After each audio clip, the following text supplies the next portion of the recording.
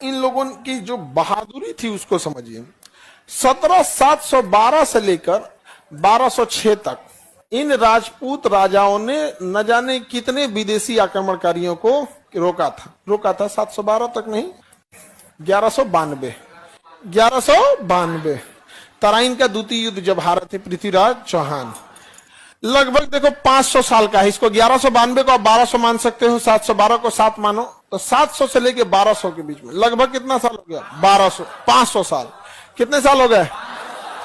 500 सालों तक इन राजपूत शासकों ने एक भी विदेशी आक्रमणकारी को भारत के अंदर प्रवेश नहीं करने दी। लेकिन जब यह राजपूत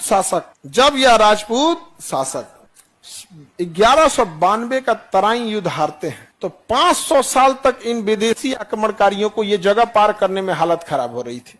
और जैसे तराइन का युद्ध हारते हैं पूरे भारत पे कब्जा हो जाता है। यानी यह दिख जरूर रहा था छोटा, लेकिन 500 सालों तक रोक के रखा था। 500 सालों तक इनका किला गिरते पूरे भारत पर कब्जा हो गया विदेशी आक्रमणकारियों, पूरे भारत। तो बड़ा बलिदान दिया इन लोगों ने। एक बड़ा कारण है राजपूतों की जनसंख्या कम होने का कि तो आधा से ज्यादा तो शहीद हो गए। एक बड़ा कारण है इनकी संख्या ज्यादा न होने का कि न जाने कितनी राजपूत छतरानियों ने जौहर कर दिया।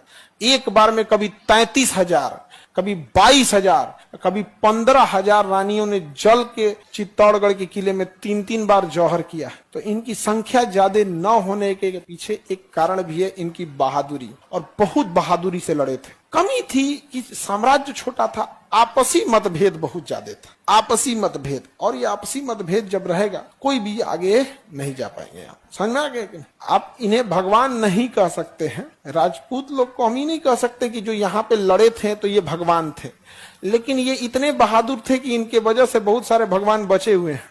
नहीं तो जिस रफ्तार से विदेशी आक्रमणकारी आए थे ना, कुछ भी नहीं छोड़े रहते, बहुत बहादुरी से लड़े थे। समझ में आ रहा है?